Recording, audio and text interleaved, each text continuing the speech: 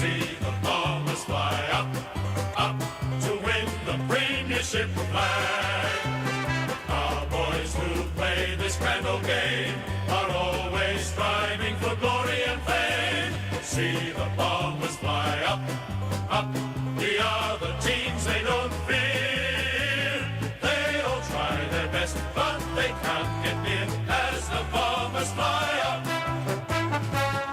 Hello and welcome to Under 13 Grand Final Boys action. Just waiting for Hoppy to get in the seat right now, but shaping up to be an absolute thriller here on Duff TV.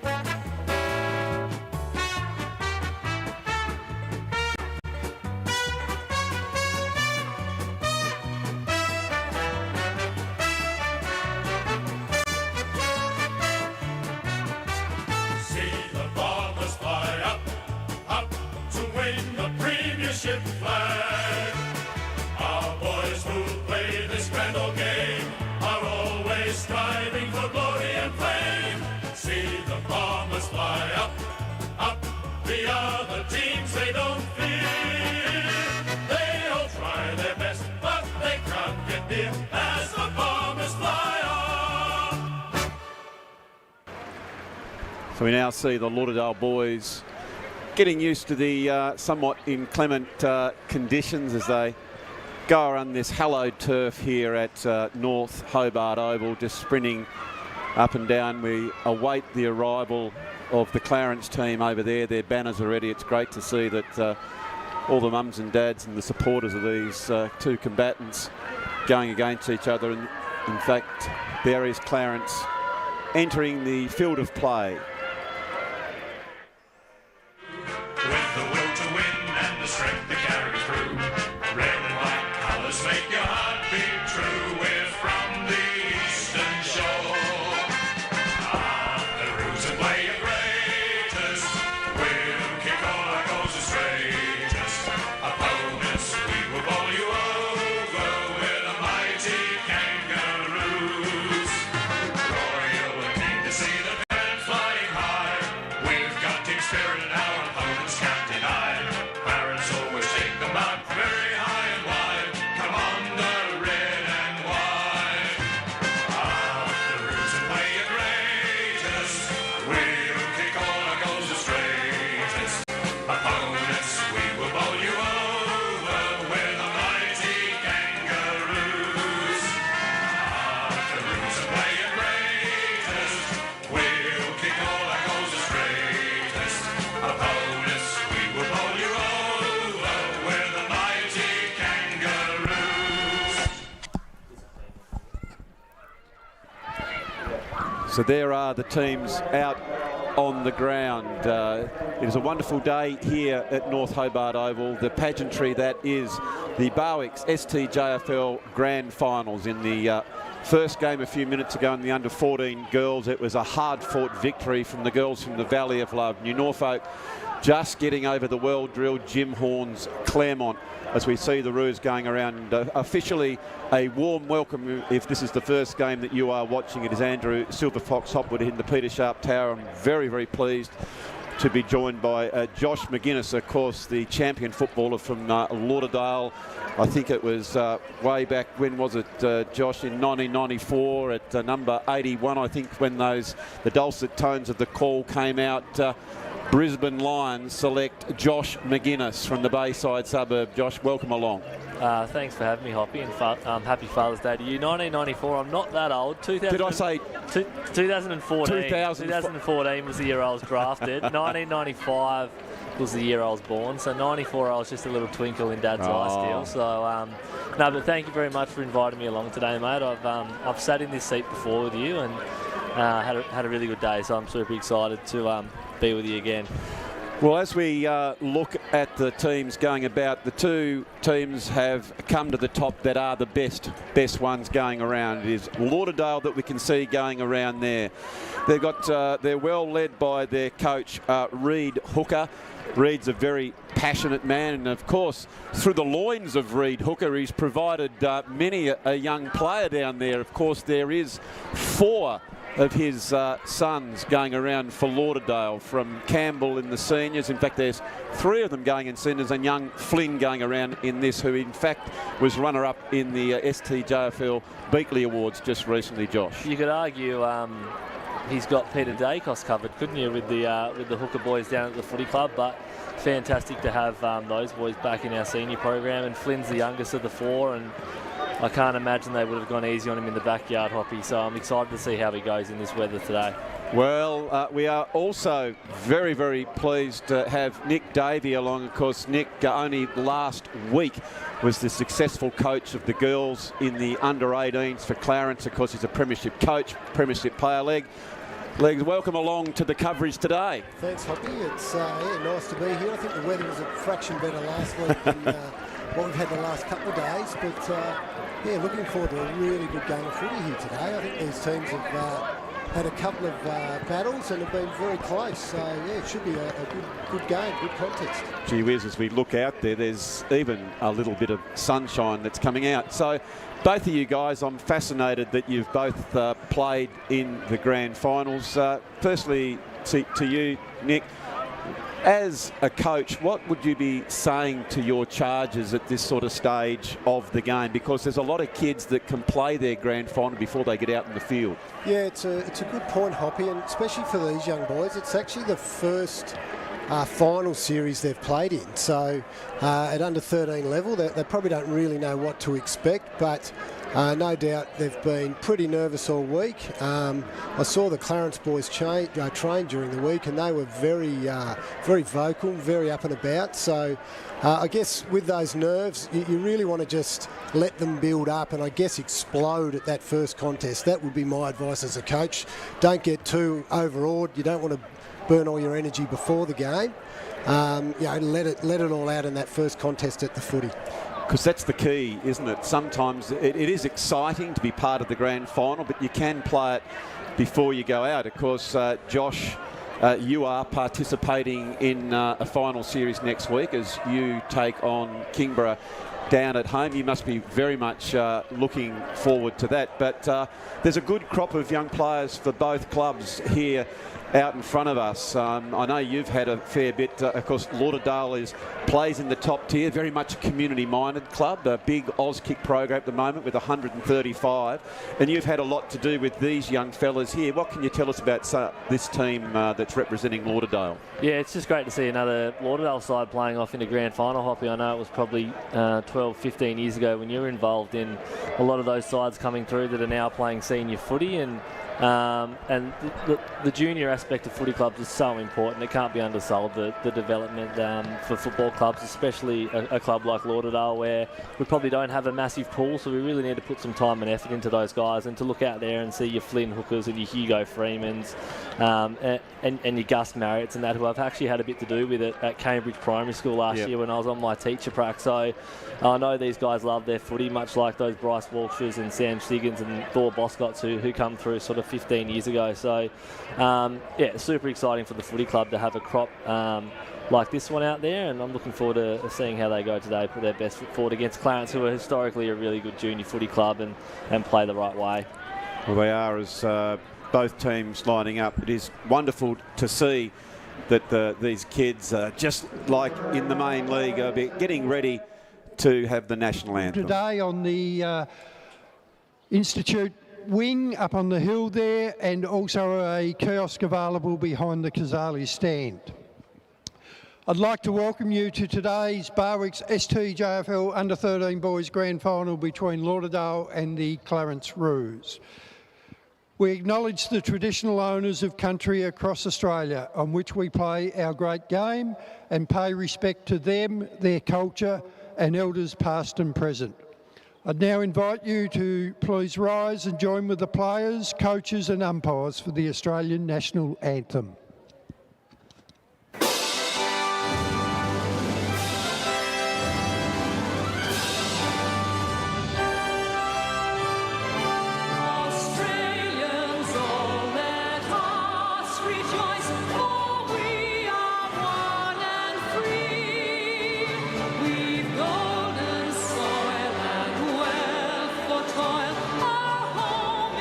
Girt by sea.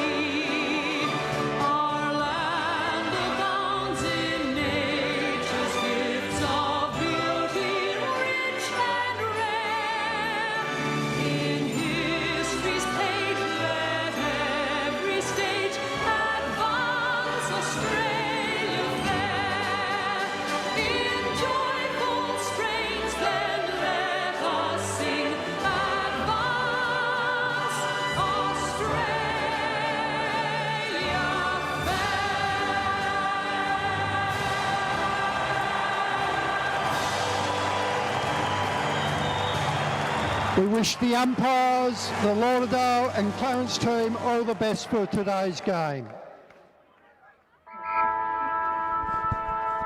Great to see the players in full sunshine. There hasn't been too much of that round so far this morning as the first game was played in pretty troubling conditions, but it is looking fantastic out there.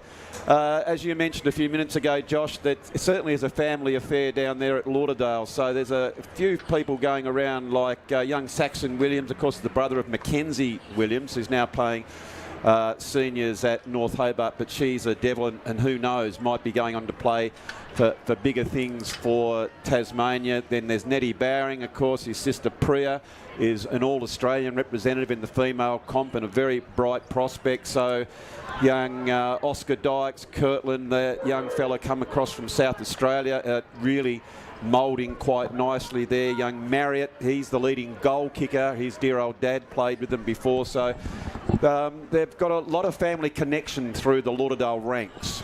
It's super important for our footy club, isn't it, Hoppy, to keep the family coming through. And if you look at our senior program now, the older boys are starting to get a few little tackers running around, and we were just at recovery at the footy club this morning, and there was a handful of kids running around the change room. So it's sort of changed a bit in the past 5 or 6 years, where we'd all rock up and you'd probably have glassy eyes and things like that, legs. But in the morning, having the kids run around, it sort of invigorates everyone a little bit more, and it just makes that a little bit extra special, you know, bringing that next crop through. So it's exciting to see these young players who do have those siblings and family members that have played for our footy club.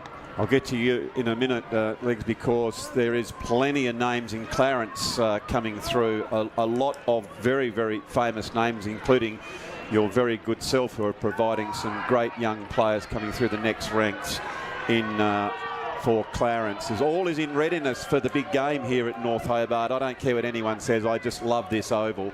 It creates a great atmosphere. There doesn't have to be many people here, and if you are a player, you feel that they are certainly on the ground with you. That said, the crowd is building very, very nicely. It's great to see them enjoying some sunshine as the umpire throws the ball off. It is the grand final in the under-13 division.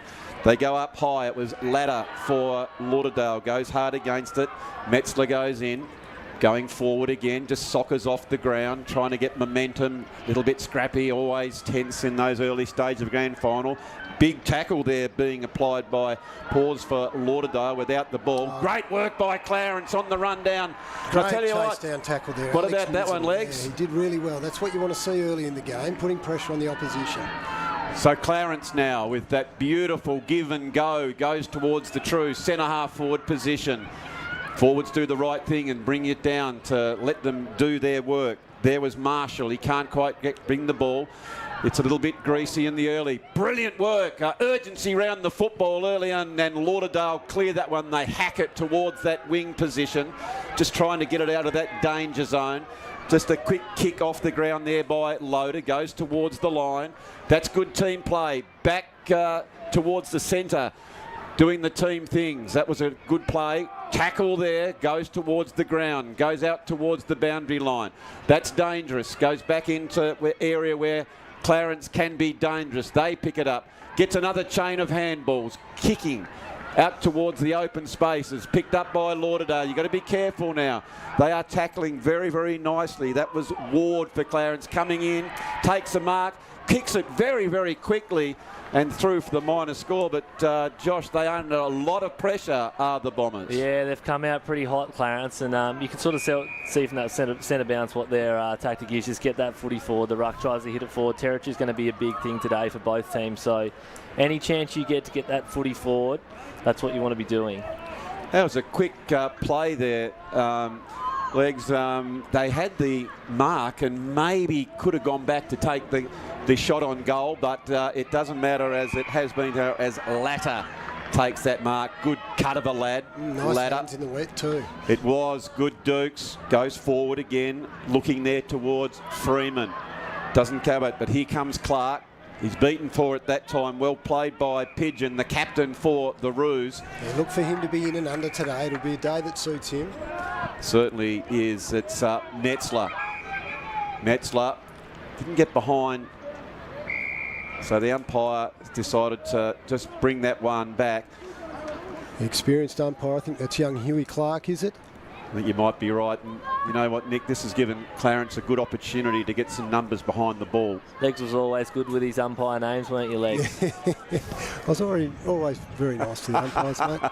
It's hard enough to get a kick. They have never made a mistake, and I can always laugh when you see people carrying like a pork chop as if the umpire's going to turn around and say, you know what, Josh, you were correct. I'm going to give you the kick. Anyway, that ball does come inside the 50 as Lauderdale try and surge. It's a quick kick that sees it go over the boundary, and it will be a throw in. Well, it's interesting to start with. The tackling ferocity there, Nick, by Clarence has been very, very good. Yeah, I think, again, that's what you want early in a game. Plenty of pressure, and generally with these big finals too, that the team that tackles well and puts pressure on the opposition, they generally can come away with a win. But I've been really impressed by the skills. Generally the ball handling on a slippery day has been quite good by all these young boys. It certainly is. It's a big occasion as that ball comes back in, looking for the mark, bringing it down again. Well played there by Lowe. Goes back in to give it and go. Working very, very hard at the bottom. I think that was Marriott, who is the leading goal scorer in this division. Camped under the ball. Did very nicely there to get back. And look at the ruse with the poise. And you love to see a backman take it on. Kicks it out towards Russell. He misses one that he might have taken. Hooker is there. Hooker just puts that ball into that area of danger. There is Giles. He's been tackled, and it is a shot on goal. And Josh, you like to see your forwards not just parade around and kick the goals, but apply the pressure to keep it in like Lauderdale just did there. Yeah, well, we saw it in the first 2 minutes in Clarence's forward 50, and you generate a shot on goal, and it's so important in today's game, that forward pressure. Gone are the days where the forwards are just sort of looked at for kicking goals. They're really the first line of defence these days, and if your forwards aren't applying that pressure, it's just so difficult to be able to kick a big score with front half turnovers. So it is the kick towards goal and has put it through. That is Ned Bowring's first goal, and have a look at the enthusiasm there, Legs, as Lauderdale get around each other. They are certainly up and about after that shot on goal. Yeah, it's the first goal in a game probably doesn't matter for the result at the end too much, but it is always nice to settle the nerves. And that was a lovely finish from Ned Bowring, and interestingly, he'd be the only Bowring I know that kicks with his left foot.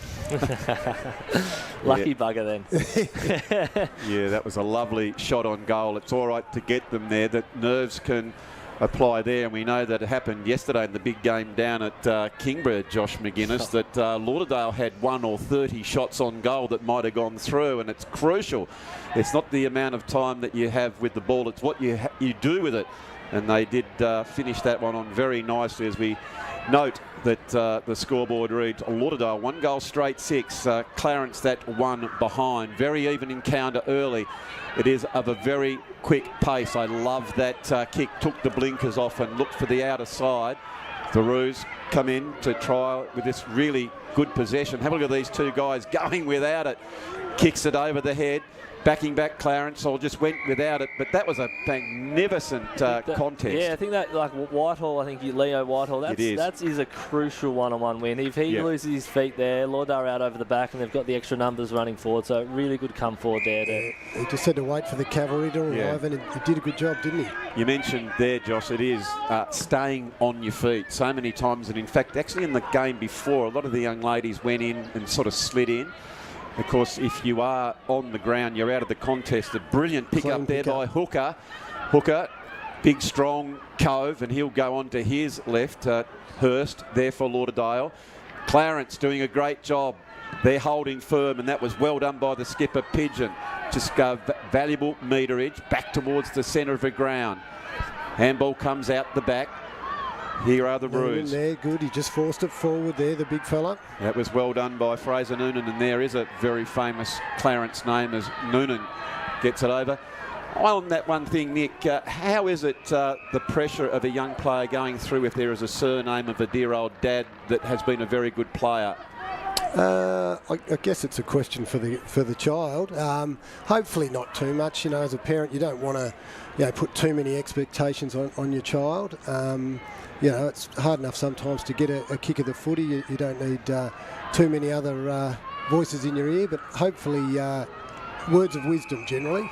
Yeah, I agree. Just that I did play with a very, with a relation of a very famous, so Trevor Leo. I played with Mark, and poor old Mark was always Trevor's son. He was never allowed to be Mark, and I think that didn't really help. So I think it's really great if they can be whomever they are. So let's call it Fraser Noonan, and we look forward to that young fella go about his caper for Clarence as the ball comes in now. A few questions will be asked of the defence of Lauderdale as they go back. Head-on tackle, go over the board. Clarence get it all. He's been tackled without the ball.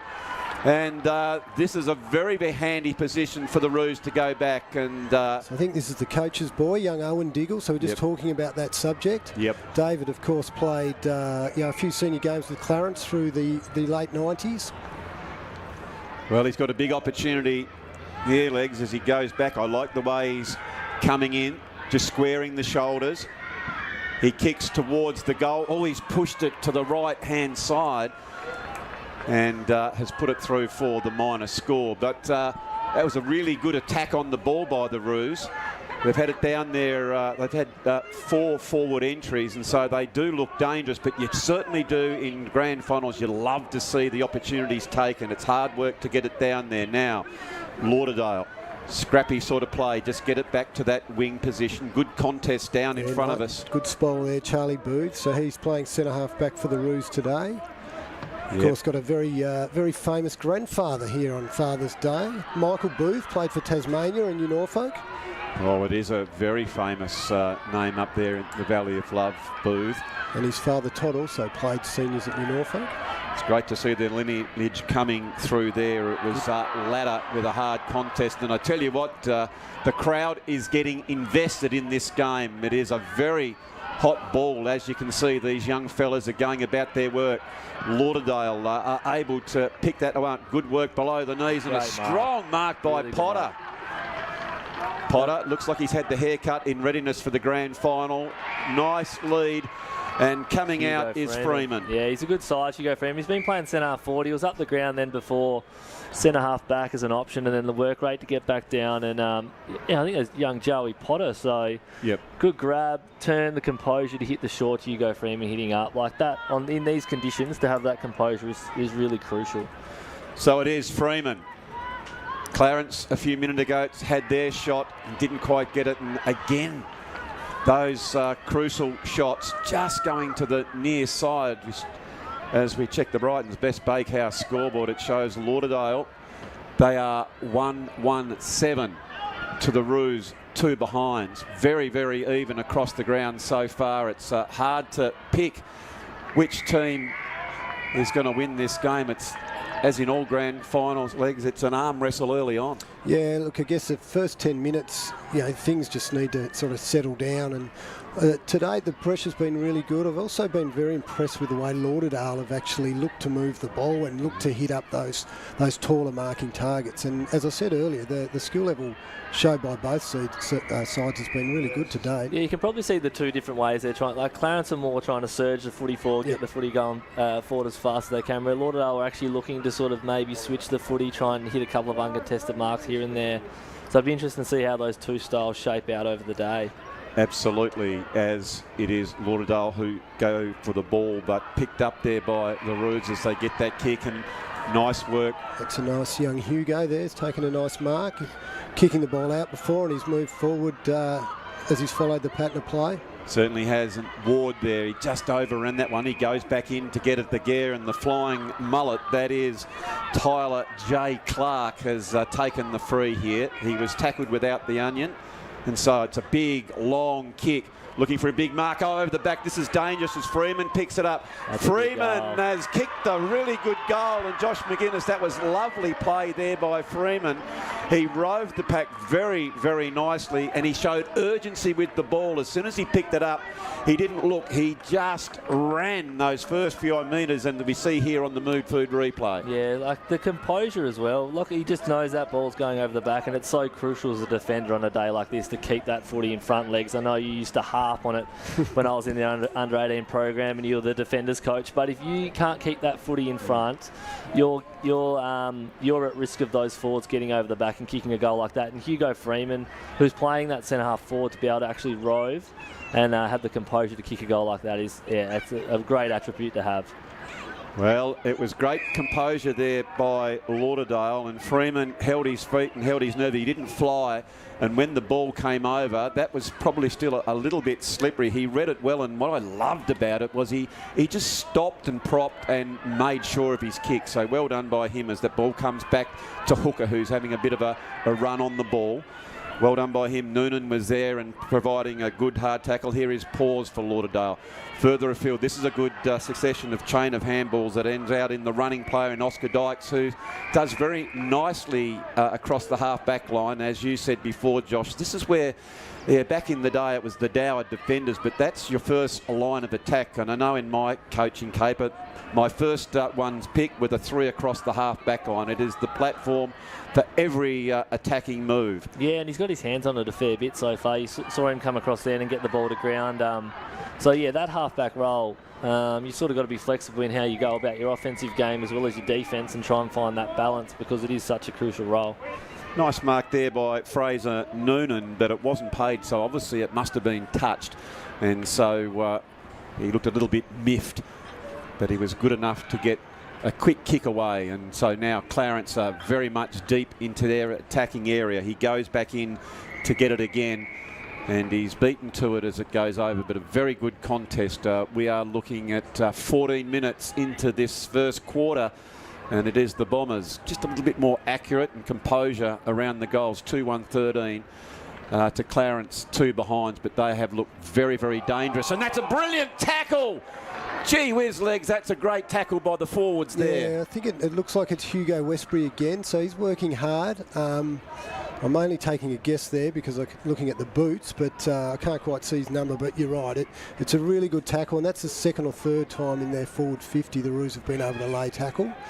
Importantly, though, in grand finals, you need to put pressure on the scoreboard. Fancy seeing a Westbury tackling inside 50, hey, Hoppy? Indeed, there's no doubt about that. But as he goes back, as you mentioned, Legs, he's put the check side on, but just hit a little bit too fine, and it's gone through for the minor score. So they've got 3 behinds, the Roos, as we saw there on the Mood Food replay, but they look very, very dangerous as the siren has gone here for the end of the first stanza. And a brilliant opening in the under-13 Barwick's STJFL Grand Final for 2024. As there we see it is 2-2-14 to Clarence, 3 behinds. For Lauderdale, it was Ned Bowring who got him underway with that first shot, and Hugo Freeman with the other. Josh McGuinness, it is a very even contest. It was just that final quarter that Lauderdale had a little bit more polish. Yeah, it is pretty even. 3 shots each. I feel like the inside 50s are probably very similar as well. Lauderdale probably just taken their chances when they've been forward, and we spoke about the importance of that earlier on in the game. So, yeah, look, it's shaping up to be a really good contest. Clarence are looking to get that footy forward at any cost and backing their forwards to sort of win their one-on-ones, where I think a player like Dykes at the moment has been really solid in stopping that forward foray. So I'm not sure if they'll have a chat about him potentially in their huddle, as I see a couple of the Westburys actually walk across the ground now in Bailey and Teague. So,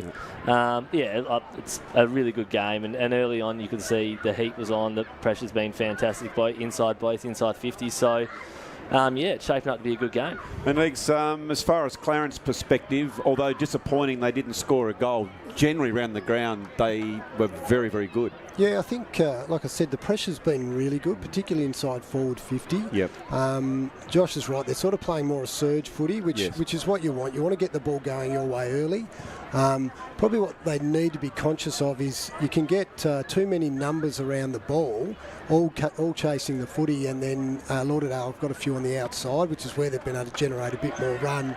And certainly we've seen their ability or want to play direct with a long kick into some tall marking targets. So I think if they can just tidy up that around the ball, at the end of the day you only need one to go in and get it, and everyone else on the outside being quite active, whether it's with their voice or being there to receive that handball receive and then create some run out of the contest.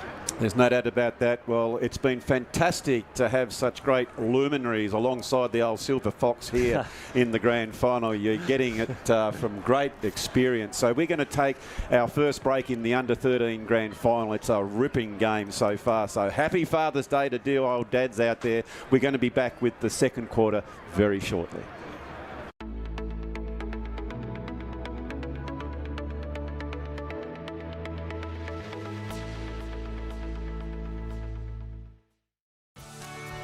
This program brought to you by IGA, where the locals matter.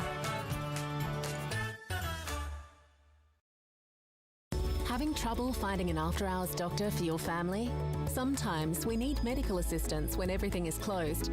In the Old Bridges Brothers Building, 71 Bathurst Street, After-Hours Dr Hobart is open every day till 10 p.m.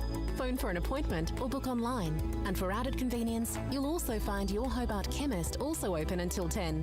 When minor accidents and illness happen, we're here for you. After Hours Dr Hobart and your Hobart chemist, open till 10 p.m. every day.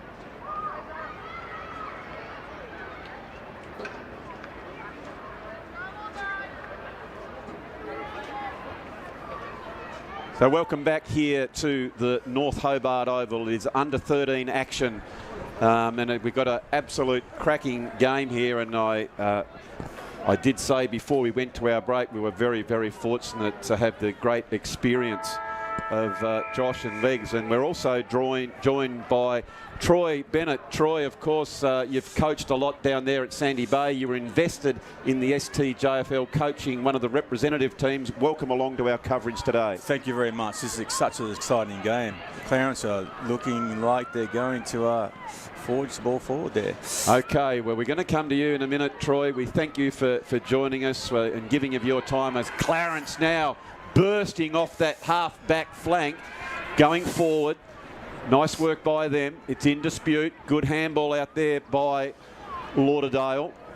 Comes back further afield, picking it up nicely. Williams was there. Hooker, very strong. Trying to take the mark was Freeman. He's been good. Provides a really good target. Now goes out further afield, goes high, wide towards Marriott, who's been kept reasonably quiet at the moment, Legs, and of course he is the leading goal scorer. And is that something that Clarence have put a bit of work to during the week?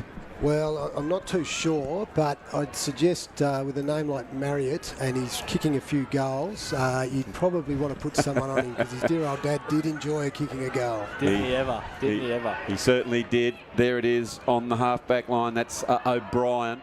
O'Brien pushing that one through. It is on the wing position. Great courage, determination shown there by the young Clarence player. Couldn't get a number. Gee whiz, he was extremely stoic.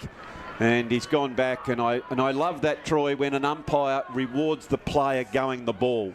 Well, that's exactly right. And the umpires yesterday in the State League may could have done that a little bit more too.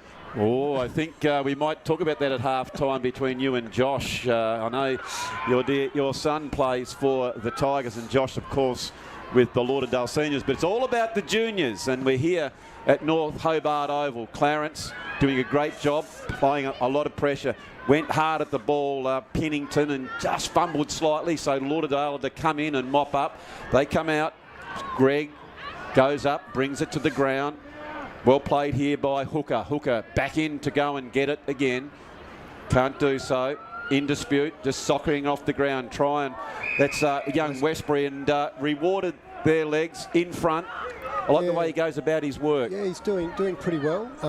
He's certainly getting his hands on the ball a lot now, and they probably just got held up then. I think it was young Sam Giles on the half-back flank. Just a couple of important contests, and he's pretty clean with the footy as well. There was a big opportunity for the Roos as it went over the back. There's been a fall there. It was Dykes again who was there to mop up. The Roos come out. They have a shot on goal. That was Noonan. And just went to that near sign. But, Josh, that was dangerous play by the Roos, wasn't it? I think Lauderdale can probably consider themselves lucky to get a free kick away below the knees there. But, again, the ball stems going over the back and Clarence get a shot on goal. So I've highlighted how important that will be today as defenders to just try and keep that footy in front. So there goes Saxon Williams. And a nice kick. And there is how we have set how these teams are playing. Lauderdale are really looking to, spot up a player where a Clarence are surging, get it at that open spaces. And it was interesting, actually, Legs, looking at that. I was fascinated the way the team set up last week in your game. Lauderdale had all that play early on, but you were determined to keep it open forward line and pushed up high and then utilised your strengths. Yeah, look, I'm fortunate enough in that girls' team to have some quality athletes. So obviously the more space on the ground for us, the better that we can go. And I think I had a couple of one state representative for the 400 metre, which was young Lacey Tilliard. I think she won the 400 for her age group, and of course Ariel Cannell, who's represented Australia in athletics. So speed kills. What I would suggest there, so there isn't, sometimes you say, oh, they're bigger than us, so that's more of an advantage. I say that's a nonsense, because then as a coach you work out what you have as your strength. So if you're smaller, that can be an advantage, get it to space. But we are really seeing a great game. As coming out there was Paws, and he's been tackled by the Roos, and this has been a feature by Clarence so far. They're somewhat diminutive in stature, but these boys are really standing tall as Fraser Noonan leads hard out to the ball as it just goes off him, and indeed it'll be a Lauderdale kick as it's gone out of bounds. Like young Freeman again, he's sort of been everywhere in this first half, Hoppy. I think he's, as that centre-half forward, getting up the ground. He's kicked a goal, had a couple of chances inside 50, so... Nice mark taken. Certainly is, and that is Hooker. Hooker was in the change room yesterday watching his brothers go about his work, and he was certainly seemed very, very excited, the young man, and why wouldn't he be, as he's in a grand final. This is what you play for. And it's really fascinating, Troy. I was lucky enough to coach some winning players way back in 7, 8 and 9 and other years, and as a coach it's fascinating to get those relationships with young men. Oh, look, I see players I coach now, and they're grown men, and 14 of them are still playing football, and it's great to see there's lasting memories you have and lasting relationships. Very much, as Ward did a great job there for the Roos, just getting them forward. Lock it in here. And He's this done is, well. Yeah, you're right there, Legs, as they now have an opportunity. They do try and square the ball. There is Dykes pushing the ball forward yet again. It is Clarence. They are pushing hard. Spilled that one by Lauderdale. Here they go again. Oh, held without the ball. Great persistence by the Roos. Oh, they haven't mucked around as they go directly towards the goals. And any time they've had a shot here, Legs, they've shown some great enthusiasm to play on. Yeah, no, they're looking to move it quickly through there. Sometimes you probably just need to settle down, but it was terrific play off the half-back flank. I think it was Leo Whitehall, his name is, and booming left-foot kick off the half-back line there. Would have gone 40 metres. Yeah, it certainly was. There's no doubt about it. If you can kick that footy long distances, it certainly opens up the game in the junior caper, as a big punch has been there by Williams, and it is out of bounds. We have got an amazing game of junior football here. These young fellas are going about their work at breakneck pace. It is the Lauderdale Bombers 2-1-13 to Clarence 5 behinds. And they are in this game right up to their ears, are the Roos. Yeah, I'd like to see Clarence probably just drag a few out there, put the old wall in place so they can lock it in here for a good 5 or 6 minutes and try and get a goal and put some pressure back on the scoreboard. Do you reckon that's a sense, Legs, that they know they haven't got a goal and they're probably all wanting to get at the footy? Well, typically, and your good players will be running in there trying to think, well, I can get the goal here, as Fraser Noonan takes it out of the ruck. All front and centre, there's a chance for the Roos as they pick that one up, but it's slightly errant. But I tell you what, Troy, he was at the right place there, but just didn't have the finesse to put it through. Lauderdale putting a lot of pressure on in that forward half, so that 6 points tells a story. Ground's tilted a little bit, Hoppy. I think it's pointing towards the Clarence end. They've had a few repeat entries here, so I'm looking forward to seeing how the Lauderdale backs can just hold down and try and keep him scoreless for a little bit. Well, you call it repeat entry. I call it constant under pressure entry as Lauderdale just try and bludgeon that outside their 50. A bit of Maradona there trying to keep it moving. There is Freeman again. It is certainly all Clarence, but they'd love to get a score. If you are watching the telecast over in Ruland, over Bellreeve or some of the areas, we hope that you are enjoying. Yep, brilliant work. All hands on deck, held a little bit long in the tackle. And here they go again to the Roos. You need to get a bit of movement up forward. So they've got 3 or 4 tools, but they're all standing in the one area calling for the ball. That's a great kick. It's a good kick. Really good kick. That is a really nice kick and a strong mark taken by Pigeon. All Pigeon's close towards the line. Able to get it back to the area of danger. Here they go again. There was McLeod. McLeod is upset there. Well played by Lauderdale, but they are under enormous pressure. A lot of questions being asked, but now it comes out, and there is some space. Oram comes out. Oram spills one, coming back in again. It's a good contest there. Hooker. Hooker's going again. He's just dropped behind the ball slightly. He's playing up and away and on the ball. Here it goes, just trying to tap it on. Well played by Latter. That was a good effort, yeah. Oh, good contest there by Latter and Westbury. The players needed to stop, didn't they? They're a bit exhausted at the moment. It's been pretty full on for the last 3 or 4 minutes. Good tap out there. Well worked by Noonan. I like the way he goes about his work in the ruck. Bulldozing their way through. Big, strong effort there by Towns. At the Best and Fairest Awards at Lauderdale, young Taj Towns got the Coaches Award, I think, and the most improved. So I like the way he tacked the ball then. Believe that's the way he goes about it. He can't run round a corner at all, Legs. He only runs in straight lines, just like your good self used to play. There's Whitehall again. He can kick a ball, can't he? Oh, Dykes goes back, and he can't come up with that one. It is Ward who's going hard at the ball. It goes over the line, and Clarence at the moment, Troy, are irrepressible, but they just want to eke that first goal out. They're pressing, and they'll get a goal shortly, I'd say. There's a little bit of rain starting to fall out there now, Hoppy, so a goal's almost worth a couple in these conditions. Certainly is. We've got a great vantage point as we look out across the ground. We can see it's nice and sunny down at Lauderdale at the moment. Josh, you need your sunscreen on down there. Beautiful down there. The handball further afield from Hooker, the captain for the Bombers. Under a fair bit of pressure, they come and get them out. Tell you what, Legs, Clarence are setting up very, very nicely. It's just their forward structure, as you've said before, mate. It's a little bit crowded because Lauderdale have got plenty back. I think the important thing too in these conditions is you think you're out of the contest, but you never are. So correct. Slippery conditions, the wind's died down, which is good, but I would be saying to all the players, just keep pushing towards the ball, keep pushing towards the contest. You never know what will happen. That's great from Nadler, like 1-on-1 inside 50. If that ball gets over the back, as we've spoken about, really crucial 1-on-1. Young Harrison Nadler, I think he's in the Devils Academy for his age group this year, so he's going to have another contest here. Oh, good mark. Hooker, big long kick to Marriott, one of the preeminent goal kickers in the league, and Marriott turns round and he's put it through for a cracking goal. He's done it all season, and he's put that one through. Beautiful work by him there, Josh McGuinness. Yeah, it's heartbreaking for Clarence when you have the footy inside your forward half for 6 or 7 minutes. You have a couple of shots on goal. It's parked inside 50, and then the first time it goes inside 50 the other, and they kick a goal over the back. It can be a bit of a backbreaker at times, Legs. Yeah, what I like about that, though, so we're just sort of praising young Harrison Nadler for his mark, and young Gus Marriott got beaten in that contest, and he just went back the next contest and used his body really, really well. Took a nice mark, and he knew, well, if I can play on and kick the ball in, it'll skid through. He did well. An open forward line. It was, Troy, wasn't it? Very, very open forward line, and here goes Ladder again from the centre break. Lauderdale.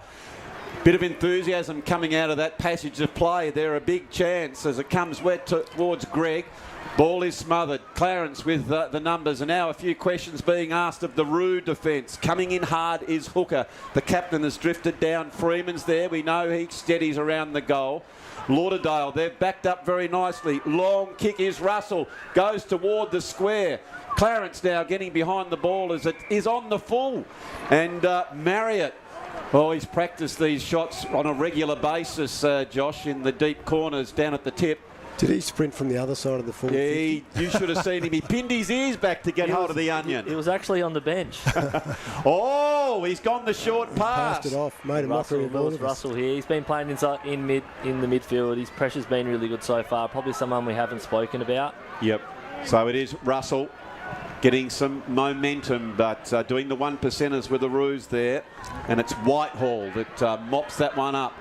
And it comes out towards some open space as we are 13 minutes into this second quarter in the Barwick's STJFL Grand Final. As we look at the Brighton's Best Bakehouse scoreboard, it is 3-1-19 to the Roos, 5 behinds. And here they come again, the Roos. They get it to the wing. Oh, they got the numbers.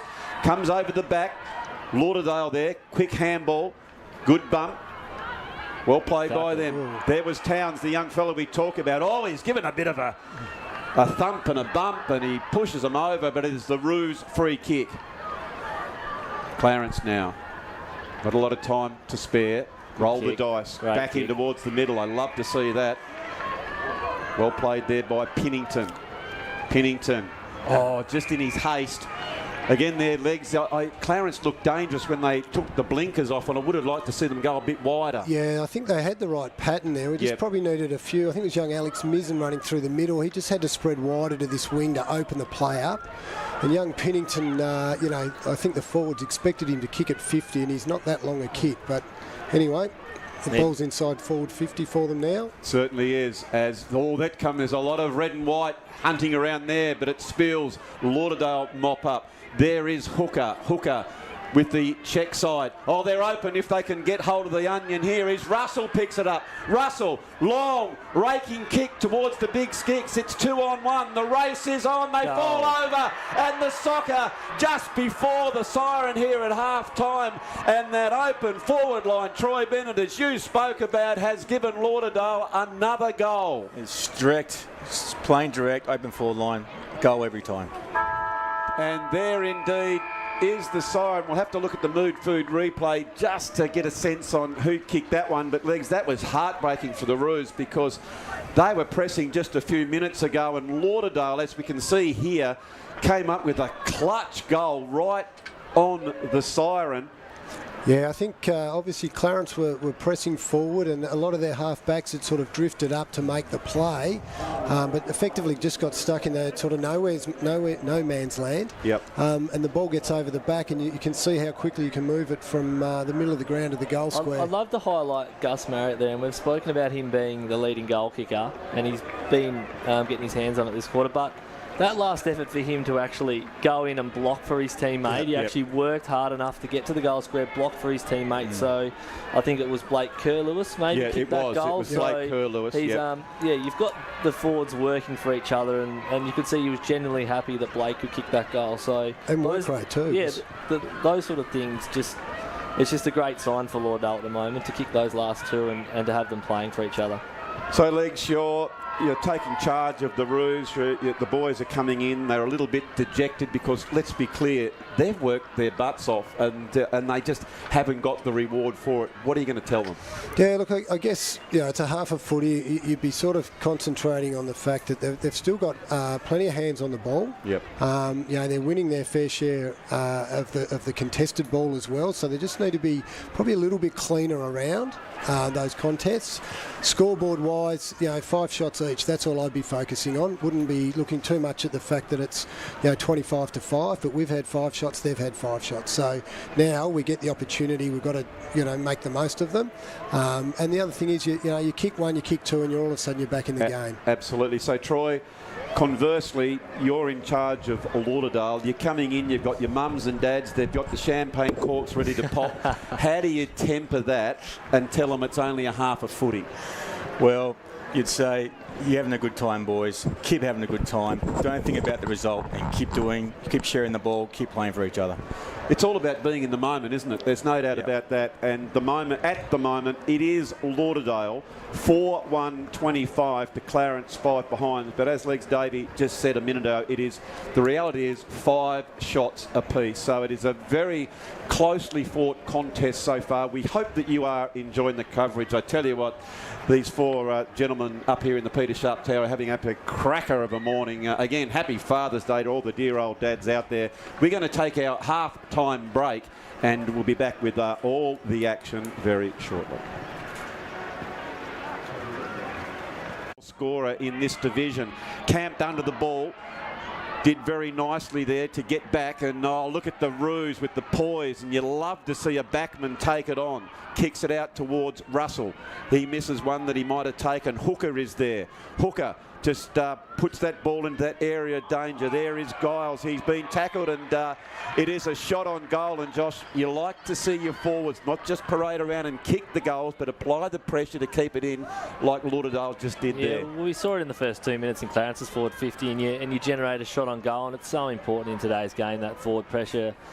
Gone are the days where the forwards are just sort of looked at for kicking goals. They're really the first line of defence these days, and if your forwards aren't applying that pressure, it's just so difficult to be able to kick a big score with front half turnovers.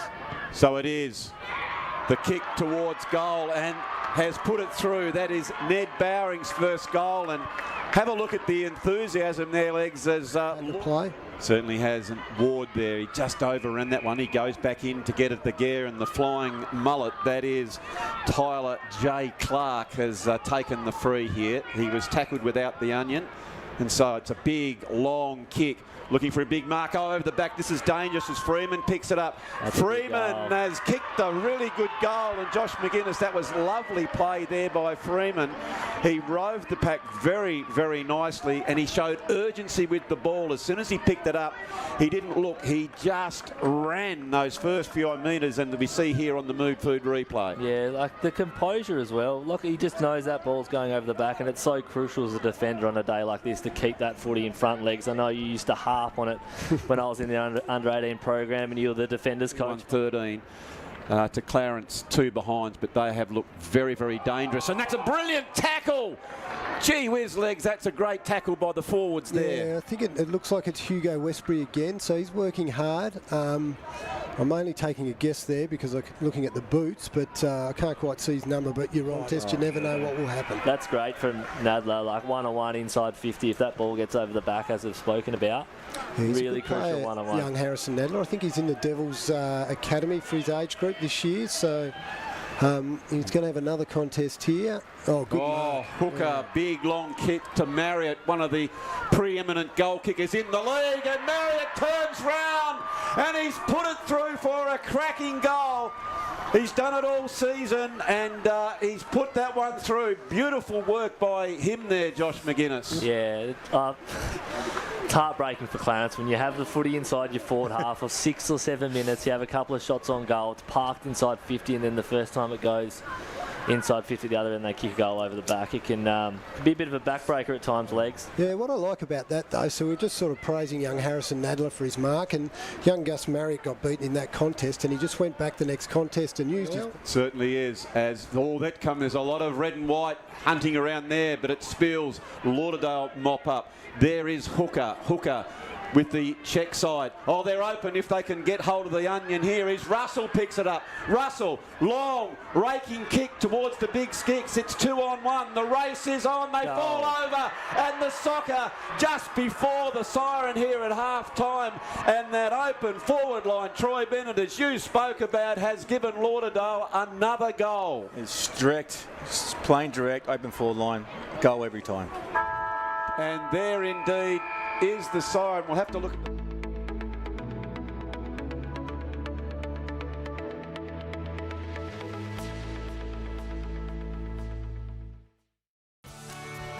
This program brought to you by IGA, where the locals matter. Having trouble finding an after-hours doctor for your family? Sometimes we need medical assistance when everything is closed. In the Old Bridges Brothers Building, 71 Bathurst Street, after-hours Dr. Hobart is open every day till 10 p.m. Phone for an appointment or book online. And for added convenience, you'll also find your Hobart chemist also open until 10.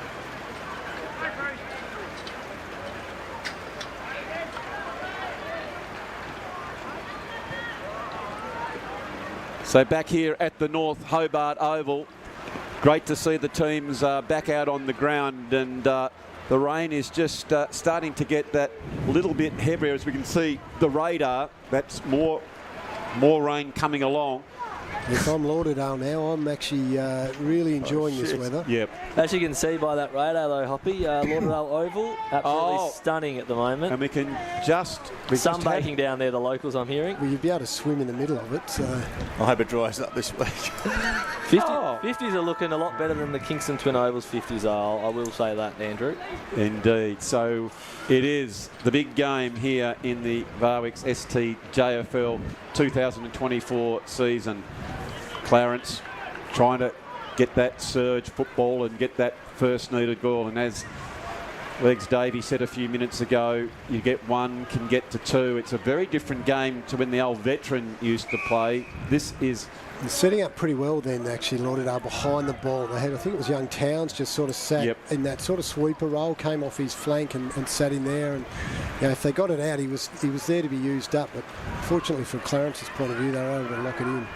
Weaving yet again, who's been one of the prime movers for the Roos, got that ball out. It was a good contest over there. It was between that ladder, Towns, hard nuts in as well as Hooker, as the ball goes out of bounds. I reckon if I'm Lauderdale now, Hoppy, I'm probably sending the message out to probably just go stoppage to stoppage, serves the footy with this rain coming. I know they've been looking to switch the footy around and that, but you probably don't want to take any unwanted risks and invite Clarence back into this game. Yeah, and you'd also probably try and find someone that you could just sort of drift in behind the ball, give you a bit of coverage, because the reality is Clarence have got to kick 5 goals now to win, so or at least get to a point where they can win the game. So it is Hooker.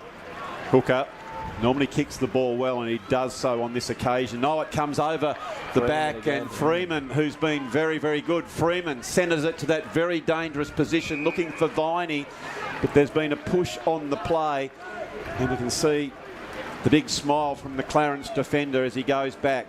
Here they go, trying to get it moving. They've got numbers, but good contest here. Pushing and surging again is Freeman. Picks it up. Valuable meterage as goes inside the 50 for the Bombers again. Looking for Marriott. They're under a fair bit of pressure in the early stages of this third quarter. The championship quarter. This is the one where the Roos need to make a bit of a wriggle on to get back into the game. That's the sort of way that they do it, with good tackles there.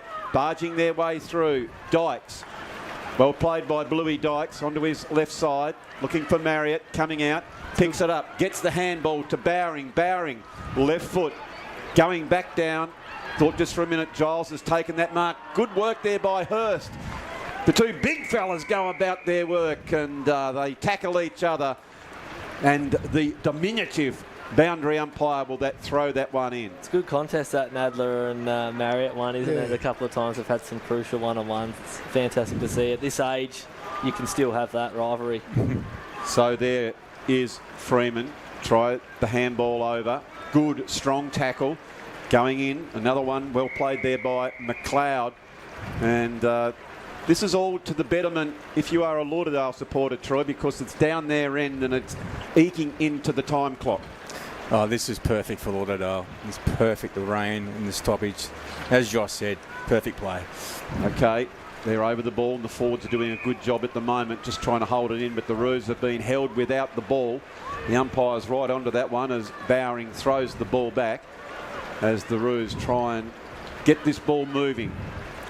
It's still anyone's game. They get a goal and they'll certainly build some belief in here, and here they go now. This is their opportunity. They're on the half-back line. Just looking for somewhere to go. They do need to move the ball faster, Clarence, at times. Okay. Handball receives a must right now. Here is the big opportunity.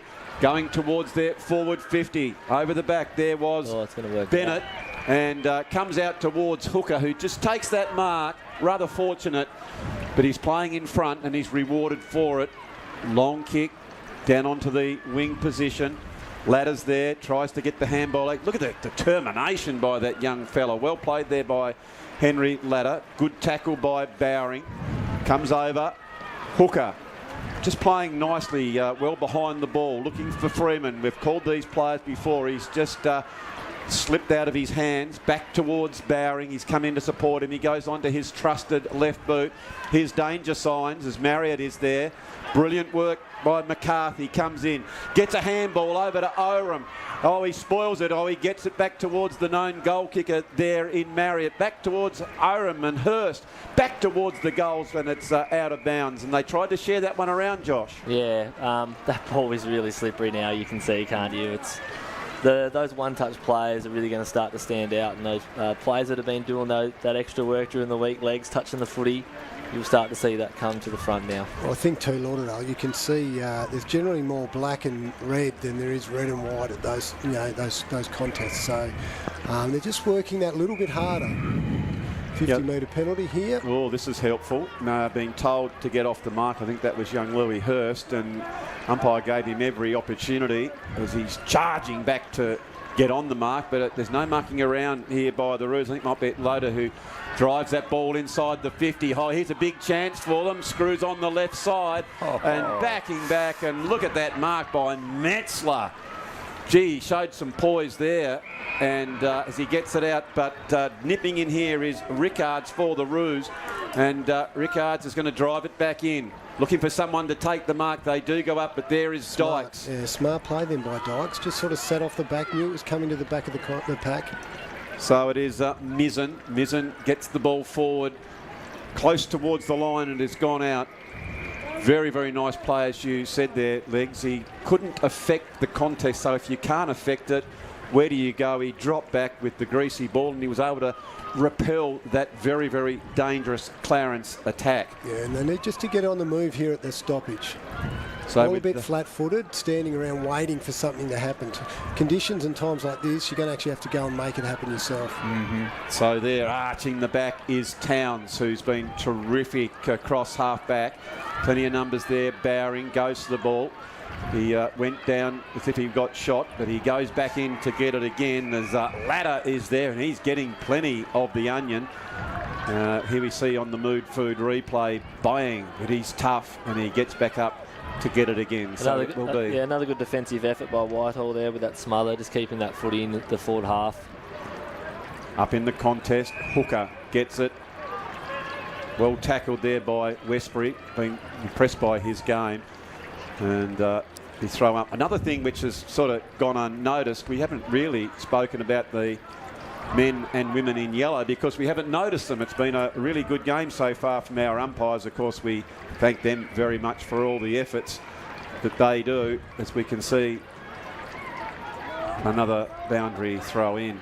So this is something too for these young boys to get used to, because they do not have boundary throw-ins during the course of the season. So you often find they get a bit confused with the throw-ins, where to stand, but they've been really, really good today, these two young rucks. And I guess if they're in the right spot, it helps all the other midfielders. Very much so. It was Ladder who jumped up, and he was good there.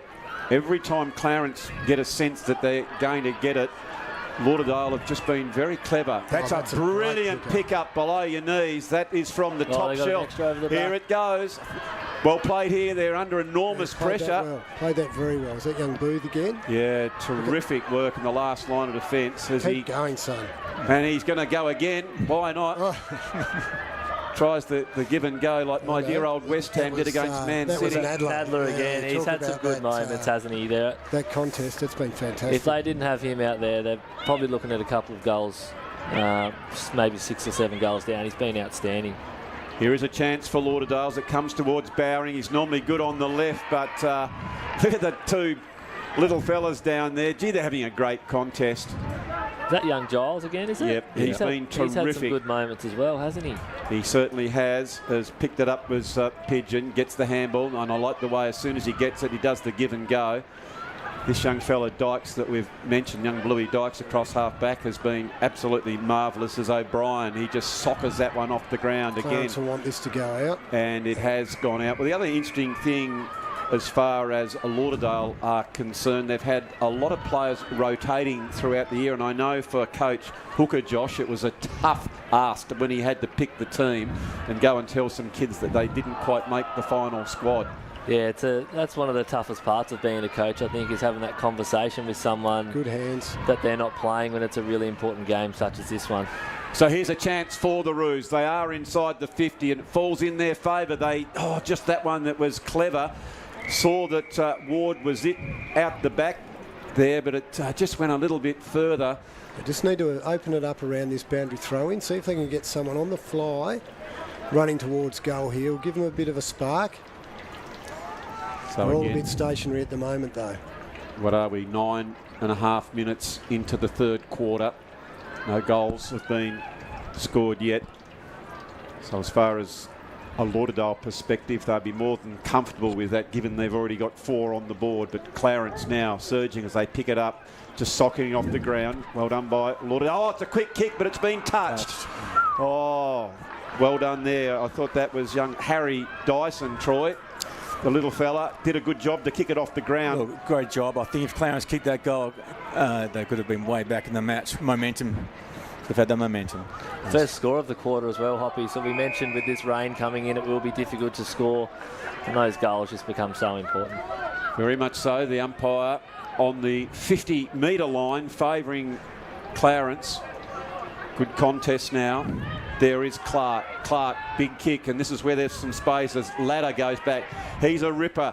Big, long kick into the forward line. Marriott's underneath the ball. Comes out the back, going hard for it. Working his Kerr Lewis, but again, it's that last line of defence that Clarence are doing a magnificent job. They are. Their back line's good. Oh, yeah. Great hands. Does come out the back. Westbury's here. Good work by him. He's keeping his feet, which is hard, but he can't do so because he's bumped. Russell go. Yeah, Bowering and hard over, and look at him fighting like a couple of dogs going for a bone. And it's going to be a ball up with 11 minutes gone in this third quarter. Clarence, here they go again. It is now inside their 50. Dykes, cross half back flank, working towards the ball, goes on that left boot.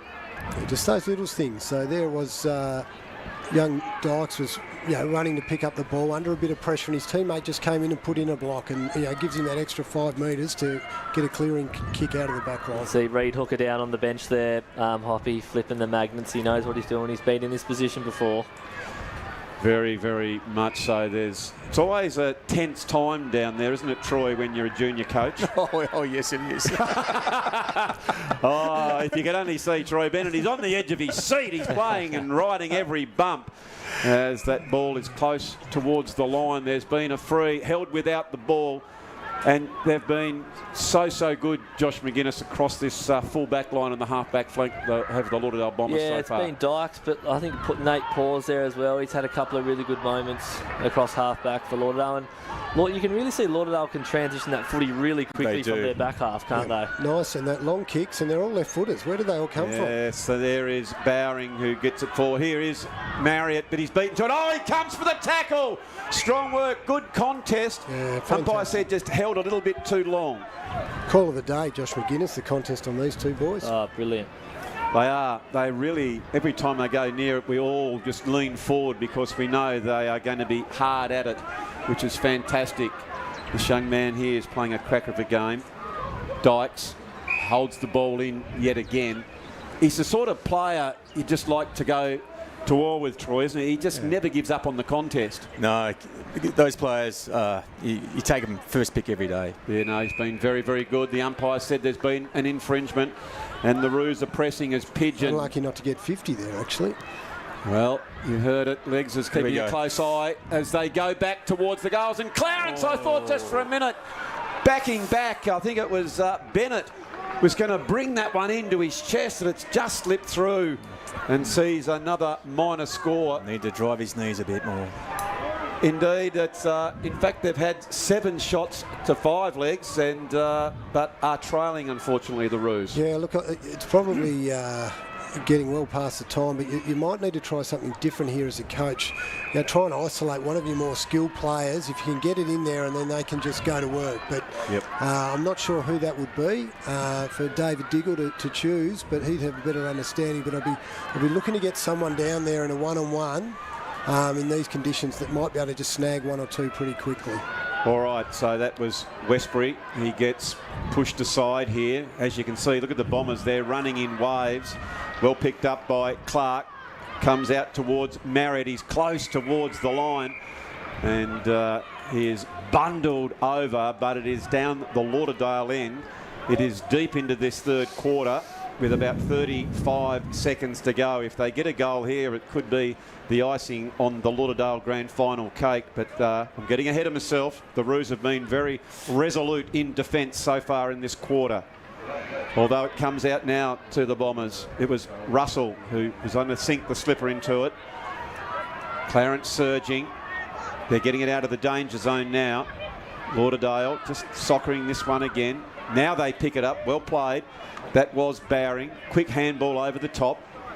Just waiting for someone to come and claim this ball. It was Potter who goes in hard for the Bombers. Well played there by Pigeon, as you alluded to, Legs. He's a bit of a hard nut, but the siren has beaten them to it. Well, a fascinating quarter of football. No goals scored, but it was very tense, very, very even. Probably Clarence had one or two lost opportunities that sees them trailing the Bombers. They are 7 behinds to Lauderdale 4-1-25. For the Bombers is Bowring, Marriott, Freeman and Kerr Lewis, who have scored their goals. Josh McGuinness, if you are a Lauderdale supporter, you'd probably like to have those 4 goals in. Of course, they can score very quickly, but the Roos have only got 15 minutes. Can they win this game? Yeah, I think from a Lauderdale perspective, you'd be very happy with where the game sits, 3 goals up with a quarter to go, and it's and that rain's starting to get pretty heavy. You can see that ball's really slippery, so I think it's really simple now, the message. That's just to sort of win your one-on-ones, keep your feet at every cost and just get that footy going forward and trust that your forwards are going to be structured up well ahead of the footy. But then, on the other end, if the Clarence are going forward, get back and help out those defenders, because those D50 ground balls are really important in this weather. And Legs, we can see the coach down there urging his charges. You said a few minutes ago maybe 1 or 2 changes in structure. Yeah, I think they've got to try and win the game now. So obviously you want your best players around the ball, but often with junior footy too, your best players are the ones who are more likely to kick a goal. I'd try something. Maybe it's a Hugo Westbury or a Fraser Noonan. Just put one of them deep forward and isolate them a bit, and the game plan becomes really, really simple. Let's just keep surging it forward. We get the ball. We've got to keep surging forward and get in there as quick as we can, and let that player go to work. So what you're saying is you want really all those forwards to open the 50 line up. Push them right up the ground. What that will do is Lauderdale will want to do that. They'll want to sit people behind the ball now. So at least if your forwards are pressing up, they can actually then cover that, create a one-on-one contest. And then if you're getting the surge and you've got one player isolated inside 50, hopefully it's the right player. Maybe the opposition don't get the matchup right and you can sneak a couple of quick ones and you're back in the game. So Troy, it is crucial now as a coach for you to send the message that you are calm as a coach, and you want your charges to do exactly what it is that you've been training for all season. Oh, like I said before, if you're a Lauderdale coach, you'd be saying, keep having fun, keep having fun. If you're a Clarence coach, you'd be going, we're in this, believe in yourself, boys. This game is not over. Yeah, very much so. They've had enough of the footy. The only thing that is against them is potentially the conditions. Exactly. That said, the ball will, it's quite greasy. It will be moved on very, very quickly. You get one, Josh, and all of a sudden you build belief, don't you? Well, Leg said that, and then if Clarence get one, it's that little thought in the back of the head, as a Lauderdale player, we've been up all game, but are they going to throw this one last punch? And momentum's such a big thing in footy these days as well. So if you're Lauderdale, you're wanting to just go contest to contest, keep the footy out of their hands, get get it over the boundary line at any cost and not invite them back into the game. If you get it far enough over the boundary line, it takes about 5 minutes to come back. So never let it be said, as I coached kids in this age league, there's no way known I told Bryce Walsh to kick the ball down at the tip, way over in the tip with only a couple of minutes to go. I was coached by a man who didn't have much hair in his head, and he had a bit of a rough name, and he actually did say to use that strategy if we're up late in the game. So, well, there you go. So, umpire has blown the whistle here, and he's picked a high contact call out here. So it is a Clarence kick, and it's been a young man who's had a cracker of a game, young Hugo Westbury. Nice kick of a ball too. He's definitely got that. Both his father and his uncle were very skillful players. One goal and the game could change. Very much so, Troy, as they are coming forward here are the Roos. Pick it up. There is Noonan. Noonan gets it inside the 50. Here they go. It's going very close. Oh, the tackle! He's been held without the ball. It's going to be holding the ball. Is this the momentum swing that we were talking about? Lauderdale had the opportunity to knock it through, and is that going to be costly, Josh McGuinness? Oh, it's a goal! And look at them, they're excited. They believe they can do it, Leagues. Well, that's where the runner needs to get out there now. Damien Mizzen, get round them. Okay, boys, turn 1 into 2, then we'll turn 2 into 3 and see how we go. Dear, oh dear, let's have a look at the mood food replay, if you don't mind. I think the poor young fella nearly kicks this 20 metres, but anyway. Legs. A little bit stiff. If that's me, I'm probably trying to keep my mouth shut. That's all I'll say. So it was Dyson who went back and put it. Have a look at that! But he is cock a hoot as big Ward comes up and lifts him up. Good punch. Yeah, it's good pressure though. That's the main thing. That's the thing, Legs. We speak about that, and they've deserved that goal, Clarence, through their pressure throughout the whole game. So well, good to see. Lauderdale surging. Good teams can respond. Let's see what happens now. It was Bowring who picked it up, that one. He was on the wrong side of his body for a left footer. It is very, very hard, the rain here at the moment. But look at the skip in the Clarence step as they got some belief now as the ball just trickles over the line. That's all Lauderdale need to do. Those sort of contests, just get it close to the line, let it dribble out. Takes time off the clock. I always get nervous, though, Legs, if a team tries to save the match instead of win it, especially if you have been going well. Why wouldn't you just sort of, if you got your foot on an opposition's throat and you got them in the sodden turf and you just push them in, just keep applying the pressure. But here are the Roos. They are irrepressible at the minute. Almost a big mark taken by Marshall, but he was able to bring it to the ground. And Lauderdale now, you can sense that the crowd has risen. The noise is here, and the blowtorch is on the team from the Eastern Shore down in the sunny suburbs of Lauderdale. The two Eastern Shore teams, Clarence, great rivalry between them and Lauderdale. It is on the side there. Big bump. Oh, look at the contest. Taken a little bit high, but it was a free kick there to Clarence first. It is fair. Gee whiz, this is an exciting game out there. It is coming down in cats and dogs, Josh McGuinness. It's humming. The Ride Street stand does not look as comfortable as it is in this box. Oh, big Georgie Miller stand legs. That roof's going to come off. Let's hope it's well attached. Here they go. Here they come. Clarence, they get the kick down towards the goals. They've got the front and centre. It's socket off. It's hit the post. Inside of the post. That's a handy point, though. I will say that. It's handy, all right. They have the momentum, Clarence. They're on their way. They certainly do, Troy. They have the momentum. Well, I hope everyone is enjoying the game out there as much as we are enjoying bringing it to you. We've got a cracker of a grand final as well played there. I think if I'm Reed Hooker at the moment, the defenders' legs just getting a little bit too high and they're getting done over the back a little bit. So making sure you're holding that depth in these conditions. The ball's just going to skid on and get over the top. Yeah. So as defenders, you just want to hold that depth. Even let them go up into the contest and back your mids to win that. I think that message too, you just probably pick one. Everyone else, go to your player wherever they are and you find one player, whether it's young Dykes, who's been pretty good at reading the play back there, but maybe he just sits behind the contest and mops up, gives them that safety. Well, good courage there, going back with the flight of the ball. But there is momentum and pressure comes on, and that's a steadying mark taken by Williams. Beautiful work by him. And look, he looks calm. And you can see just a few minutes ago by their hooker, by their captain, Hooker, just telling the boys to settle down. We've got this one. So nice experience played there as again over he has in front of the crowd there. They hook it back and the Roos playing in front, taking the mark. Here they come again. Well, it comes back to my point earlier. They're actually now just getting that, they're evening up the contest, the same numbers at the ball.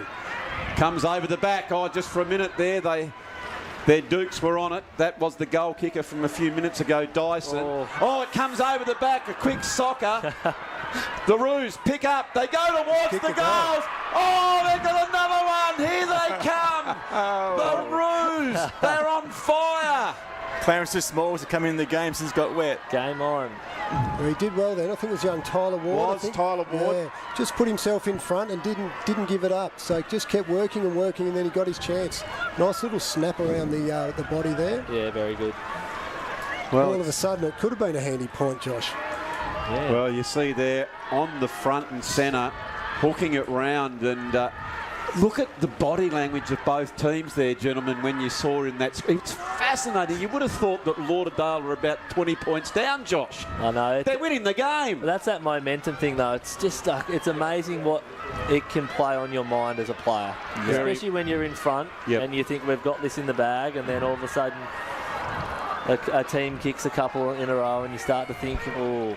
The other thing here from a coaching point of view too is that, you've got to give everyone sort of reasonable amount of time in a grand final, but now's the time you want your best players on the ground. Yeah. So you've got to manage that throughout the course of the game so that, when it comes to these situations, you've got your best players playing on the ground. Big play here for Lauderdale. They take it out of the ruck, but standing tall again. I think that was Pigeon. Lauderdale go up. They've got plenty of players there trying to win the game. Tackle. There was Hurst, and he turns around and he see a tsunami of Clarence coming towards him as they pick it up now. And look at that, Roos. That's a huge kick. Booming left foot he's got. Dykes is out there. He's joined in there by Clark. Can come over the back. Well played there by Main. Moves it forward. Lauderdale pick it up. Oh, it's the bump, and he's been holding the ball. Here they come again. He did well. So that's your forward just pushing up on a loose play. Probably got there a little bit late, but it worked out pretty well. Charging through the ball was Towns. He's missed it. Clarence. Ward again. They are at the back as Ward picks it up. Off his feet there was O'Brien. Tries to get the handball. He's come back inside, and we can hear Troy Bennett as the coaching perspective. That is holding the ball. Here come the Roos. He dragged it in, and young Alex Mizzen just sort of sat on him and held it in. He played that really well. As he touched it. Oh, were they going to take it over the line this? Oh, they think they might have learnt that time, Legs. I don't think there was any pressure there. Surely that's a free kick. Oh, I think he looked up and he had about 30 players coming towards him. What a game of footy we got though, Hoppy. Hey, this is what we spend our Sundays doing. How good is this? Brilliant. So it is Lauderdale 4-1-25. 3-on-1. 2-9-21, and Clarence are surging here at the moment. Here they go. Taken around the legs. Well done there. That was Pigeon. He's trying to will his team, Legs, isn't he, young Pigeon? Yeah, as I said, he's nice and in and under. And he's probably in the second half got his hands on the ball a bit more. I'm just hearing out the back, the engraver had half of Lauderdale on the cup, and he's just etching it out in case the Roos get over the top. It is a very, very close game here. It's going towards the boundary line. Good contest. Hard at the ball is Dyson up against Viney. And again, be another boundary throw in. 4 points the difference. And a few minutes ago, we were just sort of saying that the Clarence have been stoic. They've had a good game. And they've set up reasonably well here. You've got to bring a contest. Well done. Freeman. He's done well there, Freeman. And so Freeman, who's had a very good game, plenty of space, could come over the back. Here is a very important contest. Good tackle. Well done. And it's come out. Look at them all, the Roos, as they've taken the mark, but it wasn't played. Nope. It was Westbury. Got the handball out, and Clarence were off to the races, but held in the contact in that one there, and it's going to be a ball up. Let's hope that he's got a double bed mattress around the knee there, Josh McGuinness. So that's going to last the game out for the ump. He's doing a magnificent job, and there is Westbury. He's certainly got his team moving so far. Coming out hard. Hooker. Good umpire. Taken a bit high, but he dropped his neck, and it is good umpiring and a boundary throw in. 5 minutes to go in the season for the under-13s. I think Clarence will get up here. Well, you've heard it. He's gone the early crow. Clarence to win from Troy Bennett. It's close here. Diving for the ball. Well, certainly Clarence are trying to win it. Lauderdale are trying to hang on. And it is a free kick here to Young Rickards. Yeah. Will he get the distance? Will he get the distance? He did kick the first goal that got him going, I think, and I think he's part of that mosquito fleet that Clarence have, him and young Dyson. Oh, brilliant work by Rickards. He's a very unselfish player. He decided to put it to the top of the square. And 4.5 minutes left. Fraser, you need to try and grab it out of the ruck here or something. Lauderdale just bludgeon it out towards their 50. Here they come. They need some of their prime movers to pick this one up, and it is Freeman. Freeman does very nicely. Over the back is Russell. Russell goes back to get it. Oh, good tackle by Russell. Smart. Westbury picks it up. Look at the Roos. They're out. They've got some space. They're running. It's kicked. Into order. They're out the back. They pick up the ball. Dyson's gone back. He's kicked the goal. He's sucking it off the ground. The Roos. Legs, Davey. They've hit the front. Deep into this grand final. Just the play then by young Giles. Goodness gracious. Young Giles and Whitehall, they just worked hard together. They've been good all day. Yeah, they have been. And then they structure then was really, really good. I think it was young Lauder. Yep. On the wing. He just held his position really, really well, and they could get the ball out to him, and he's got time and space to drive the ball inside. It's all passion now. It's so easy as Westbury to just pump that footy back in, but the composure to hit that one inside, that's beyond his years. Well, now the onus, where before Lauderdale saying, let's settle down and steady. They've got to get the way as Hooker tried to barge his way through, and he's been held, and they are certainly growing very, very tall, are the Roos. Now, kick the ball. Oh, Lauderdale taking a nice mark here in Freeman. Again. Here goes Freeman. Long, raking kick in deep into the attack. Oh, it's well picked up. Who's got the legs as they run towards the ball? Quick kick off the ground. Can they pick it up? They do so. Bowring's caught. Brilliant tackle by Booth. Another strong tackle. It's going towards the line. Could be a draw. Oh, and it's over. 4 are behind. 1 point the difference with only a couple of minutes left in the grand final. The crowd is invested in this game. Kick it long to the boundary. They'll be going the far side, but anyway, they've come this way. All right, so Clarence with good possession. Lauderdale, they try to knock it down. Playing in front of the Roos. That's a very important clearance. Skids over. This is where your forwards have got to be really, really smart and push up and be in front.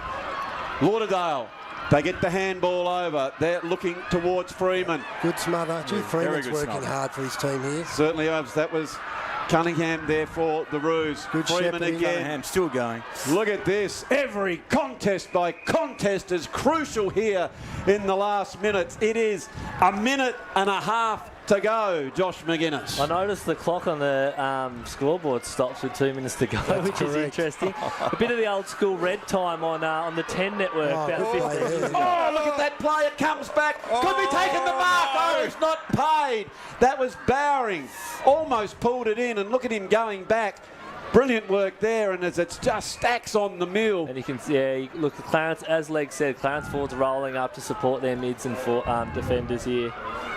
Everyone's back. Can Lauderdale get a clean possession, or at least get a dribbly old kick to get it over the line to get the draw? And again, they're laying on top of the ball, just waiting for the umpire to come in and blow the whistle.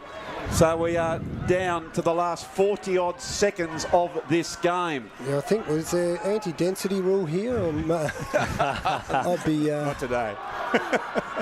Here it is at the bottom. This is all Clarence want. They just got to keep diving on the footy. Don't knock it out. You just want to keep it in close to their ankles here. It has been knocked out. Hold it up. For a minute there, I thought the Roos were going to play on quickly. I think he was going to, and young Booth said, no, stop. So Loader takes that. Oh, that's a brilliant mark. That could be the game. I think it is. That's the game. Kaninga right there is taken. Not there. Not there. Called that early. look at Clarence with these crucial pickups here. Good work. And the siren's gone. What a game of footy. Yeah, great game of footy. The Lauderdale players are flat on their back. Oh, Lauderdale, they're thinking that was one that slipped through the fingers and they've been beaten by a point, but hats off to the Clarence Football Club. Scenes here, pandemonium. It is grand finals. You got winners and losers. We can say footy's the winner, but that's a lie, Legs Davey. Clarence have come from the clouds from three-quarter time to win what was a magnificent game of junior footy. Yeah, I agree, Hoppy. It was a fantastic game, and I think we sort of commented on the ability of the boys to be clean below the knees. Certainly Lauderdale's tools for the first half before the rain really settled in. They were marking the ball, kicking the ball long. But yeah, the Roos, all they had to do, as I said, is just kick, get that first goal, then get the second, then get the third. And pressure builds pressure, and they did really, really well. Oh, they certainly did. Probably the standout was they just kept getting numbers at the ball. So I said in the first half, I thought Lauderdale had more numbers at the footy, but you know, there was always more black and red at the contest, but that certainly evened up, and even in the last quarter was probably more Clarence outnumbering them at the contest, which meant particularly in conditions like this when you're playing that surge football, the more numbers you have there, you can get it going your way, and it really worked out well for them. The work rate of Clarence really just jumped up after half-time, didn't it? They were running to outnumber, as Legs just mentioned, and in these conditions, and we sort of spoke about how we felt the rain might help Lauderdale in terms of making it a bit of a slog, but it probably suited the way Clarence were playing a lot better, and their style really sort of took over after half-time when that rain started to come down, and Lauderdale had their opportunities though. That ball was in their forward 50 for the last 2 minutes, and a couple of free kicks to Clarence in their forward 50, which they deserved, kicked some goals, and that forward pressure, that's what won Clarence the game today. Well, it's interesting you say the forward pressure, but crucially, what about those just couple of poised marks at the end by the Clarence defenders? You know, it's slippery conditions. You drop that onion, you've got a couple of Lauderdale snoozers right up your hammer, you know what I mean? And so that was just marvellous stuff. Troy Bennett, what about when we say junior sport, how good was that game right there? Oh, look, that's a great feeling. Watching it live, that's what sport's about. It brings people together. I know there's people disappointed and they're happy, but football's a winner, and there's no doubt about that. Well, we're very lucky as a junior league to have wonderful partners, and not only have been a great commentator and a coach, but we thank Bennett's Petroleum and Mood Food, and you'd be thrilled to be associated with an organisation that provides kids going about their work like that. You know, you think of Bennett's Petroleum, Mood Food, under 13 footy or junior footy, there's 4,000 young people you're assisting in keeping kids off the street. We're looking at kids playing sport, involved in something like this. It's a wonderful thing. It helps everyone's well-being, being able to be a part of great clubs and great associations. Yeah, very much so. So it was a cracker, just an absolute cracker of a game. And as we look out there, the scenes are fantastic. Yeah, I was just going to touch on that, Hoppy, and it's the red and white coming out in me, but you talk about the scenes, but so Clarence have got, I think, two teams, the Joeys and the Roos, so obviously the Roos victors today, but there are a number, pretty much all the Joeys team are out there, you know, patting their mates on the back and doing those sorts of things, so that's wonderful to see. And I know the club, we're pretty conscious when we've got two teams that, you know, we want them to train together and do our best to try and even them up. But again, most of these boys all go to school together, so that's wonderful to see them out there, you know, cheering on and patting their mates on the back. I guess it then goes to the fact that as a league, we try and say to teams, make sure you keep kids invested in footy and have two even teams. Yep. Now, quite rightly, look, if Clarence decided we'll have a super team and win, that's fine, but they've had 2 even teams, so it all goes well for Clarence in the future, is more the point now. Yeah, and look, I think, I was probably a coach in the past where, you always wanted to create one team better than the other. But I've actually, coming through the age groups and now even being involved at senior level, the more kids you keep playing for longer, the better it is, not only for the kids themselves, but even for senior clubs. We need numbers at 15, 16, 18's level. So we just got to keep them involved, and you just don't know how quickly they'll develop. I'd like to thank all the spectators for coming along and supporting the Barwick's STJFL Under-13 Boys Grand Final. A big shout out to our umpires on a great achievement in being appointed to umpire a grand final and participating in a grand final today. So well done to the umpires. Commiserations to the Lauderdale team. You've been the pace setters all season. You've put in very hard performance today. Hold your heads high because you've certainly achieved plenty throughout the year. Congratulations to the Clarence Roos team.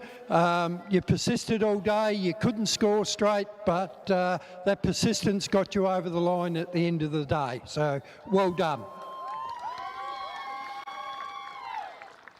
I'd now like to invite the coach of Lauderdale, Reid Hooker, to come forward and say a few words on behalf of his club and team. Thanks, Gibbo.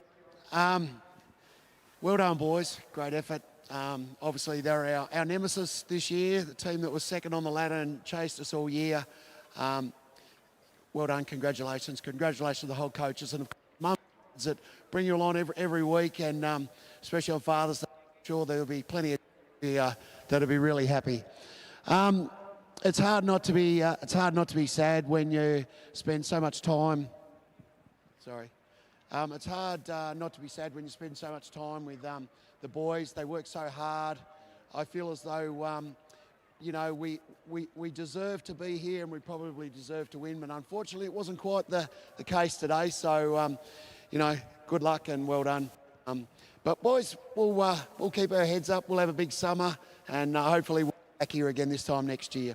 Again, thanks to all our mums and dads, all our volunteers, everyone that helps put a team on the field, and especially our team manager, Brooke, who's been awesome this year. So thanks very much, guys. Thanks, Reid. Presentation of our best player on the ground medal by our president goes to Clarence player Hugo Westbury.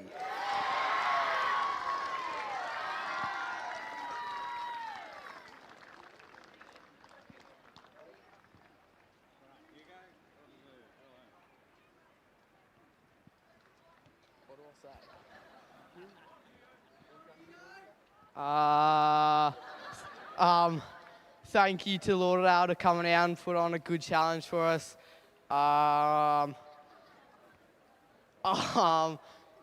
Good job, boys. Hopefully we can come out here next year. Woohoo! Well done, Hugo.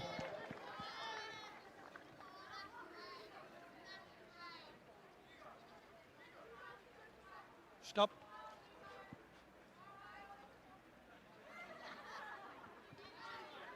Well done, Hugo. I'd now like to invite the coach of Clarence, David Diggle, to come forward, say a few words on behalf of his club and team, and then call out the players to receive their premiership medallions. David.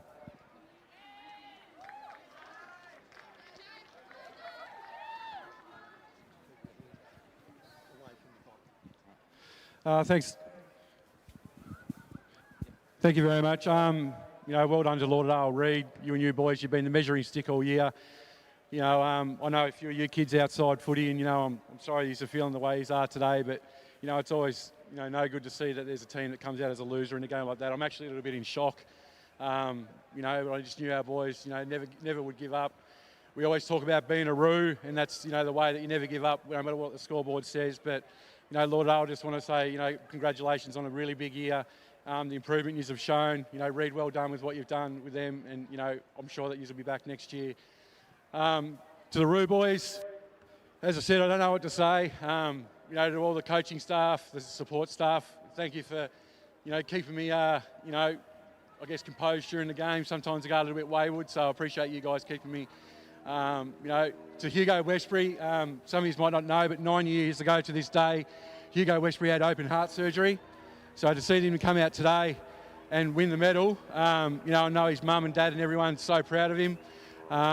This means a lot to me as well for Father's Day, as I know it does Nath, who just recently lost his father. So, I'm just so proud of you boys, and we're going to enjoy this. And, as I said, Lauderdale, all the best next year.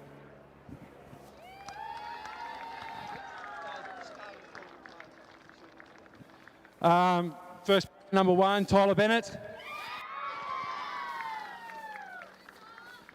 Number 4, Harry Dyson. I'll try and get in the order. 5, Reece Pennington. 7, Xavier Rickards.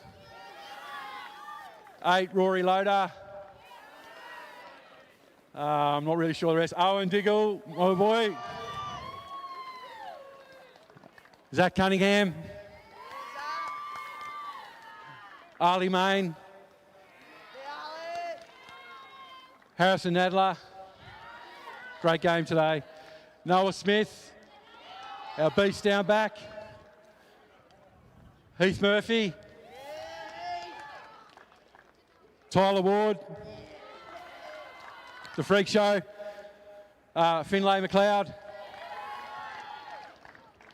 Alex Mizzen. The game he played today, Sammy Giles. Jack Marshall. Xavier Houston. Charlie Booth. Fraser Noonan. Great game today, mate. Leo Whitehall. And our 2 captains, Ben Pigden and Hugo Westbury.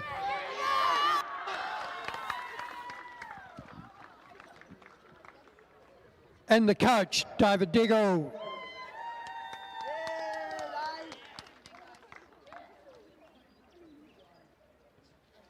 Jim, coach, pinch me hat, mate. Go grab one.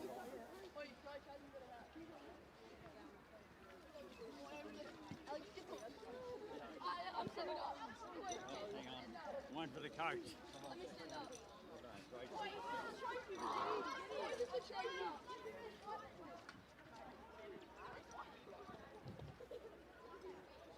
The presentation of our 2024 Under-13 Boys Premiers.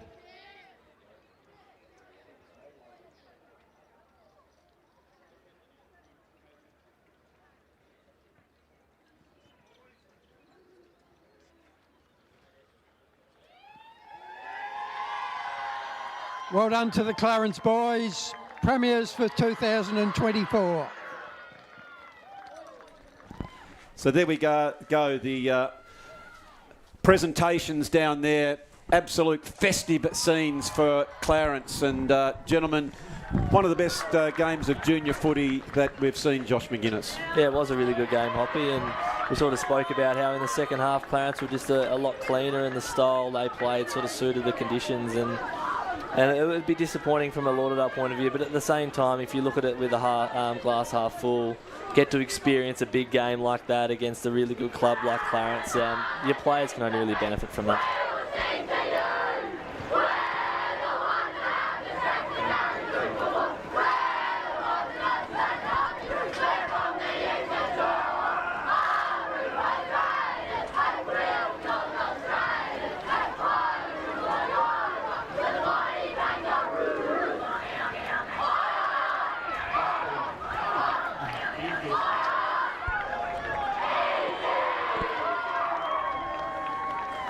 Well, Legs, it certainly is joyous scenes there, but the reality is for some of those Lauderdale boys, you would hope that once Reid gets them in there, it can build some resilience. There's an opportunity for some growth in that loss. Oh, look, no doubt. And you've got to remember too, it's under 13 footy. Correct, you know. Most of these boys will go back to school Monday and probably forgotten all about it. So it's a really, really, really good result. You do work hard all year, and putting my coaching hat on, you love to actually see the reward for all the effort. But the fact of the matter is, Reid can say to his boys, well, we lost by a point. We still actually made a grand final. We were really, really competitive for, pretty well all the game. Yes. Just didn't have the score go our way at the end. But like we said, it was a terrific contest. And some, a number of kids across both teams, they really, really stood out in what are really trying conditions. So, hats off to all the boys, and hats off to the coaches for the work they've done to get them to a level where they can produce, as we've said, a terrific game of under 13 footy. So Josh McGuinness, Legs Davey, and you, Troy Bennett, thank you so very much, gentlemen, for your time here in the Peter Sharp Tower. Ladies and gentlemen, that was a cracker of a game. We're going to sign off with all the scenes down there. It was a wonderful, wonderful game of junior footy. But don't go too far. Now's the time just to go and get a cup of tea and just settle the nerves.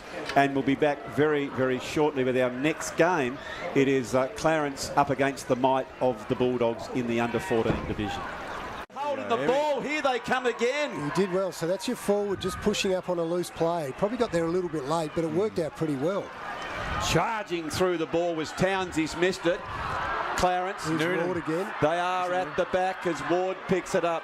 Off his feet there was O'Brien. Tries to get the handball. He's come back inside, and we can hear Troy Bennett as the coaching perspective. That is holding the ball. Here come the Roos. He dragged it in, and young Alex Mizzen just sort of sat on him and held it in. He played that really well. They're 50. Here they come. They need some of their prime movers to pick this one up, and it is Freeman. Freeman does very nicely. Over the back is Russell. Russell goes back to get it. Oh, good tackle by Russell. Smart. Westbury picks it up. Look at the Roos. They're out. They've got some space. They're running. It's kicked. Into order. They're out the back. They pick up the ball. Dyson's gone back. Oh, he's kicked the goal. He's sucking it off the ground. The Roos. Legs Davey. They've hit the front. Deep into this grand final. Just a play then by young Giles. Goodness gracious. Young Giles and Whitehall, they just worked hard together. They've been good all day. Freeman does very nicely. Over the back is Russell. Russell goes back to get it. Oh, good tackle by Russell. Smart. Westbury picks it up. Look at the Roos. They're out. They've got some space. They're running. It's kicked. Into order. They're out the back. They pick up the ball. Dyson's gone back. Oh, he's kicked the goal. He's sucking it off the ground. The Roos. Legs Davey. They've hit the front. Deep into this grand final. Just a play then by young Giles. Goodness gracious. Young Giles and Whitehall, they just worked hard together. They've been good all day. Yeah, they have been. And then they structure then was really, really good. I think it was young Lauder. Yep, game. I think it is. That's the game. Kaninga right there is it's not there. Called that early. Look at Clarence with these crucial pickups here. Good work. And the siren's gone. What a game of footy. Yeah, great game of footy. The Lauderdale players are flat on their back. Oh, Lauderdale, they're thinking that was one that slipped through the fingers and they've been beaten by a point, but hats off to the Clarence Football Club. Scenes here, pandemonium. It is grand finals. You got winners and losers. We can say footy's the winner, but that's a lie, Legs Davey.